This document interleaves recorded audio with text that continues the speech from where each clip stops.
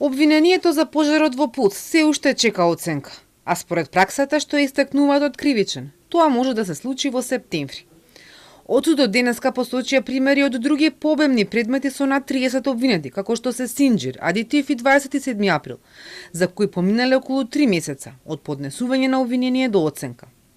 Се уште течат рокови за делот одбраната да достави приговор. До денеска пристигнале 40 приговори од обвинети и бранители, кои тројцата суди од Советот за оценка веќе ги анализираат.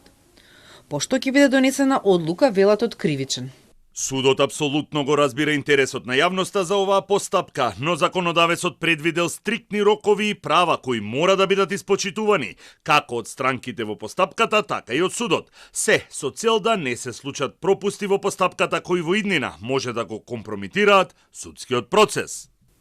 Според најавите на државниот обвинител Коцевски, во септември треба да заврши истрагата за 27 полициски службеници, која ја води обвинителството за гонење организиран криминал.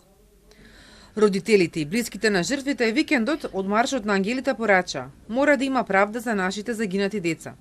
Доколку ја нема, ќе поставиме шатори пред зградите на полицијата и судот. Семејствата порачаа и дека правдата мора да биде еднаква за сите.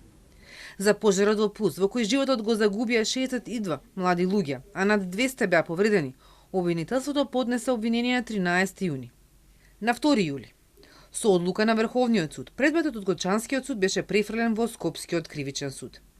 Меѓу 34-цата, обвинети за тешки дела против општата сигурност, се сопственикот на Пулс Дејан Јованов, неговиот брат и синот, тројцата поранешни градоначалници на Кочани, Папазов, Илиев и Димитровски, четворица поранешни директори на Дирекцијата за заштита и спасување, Салију Џеферовски, Максути и Селами, двајца поранешни министри за економија, Бектеши и Сарачини, инспектори и обезбедувачи.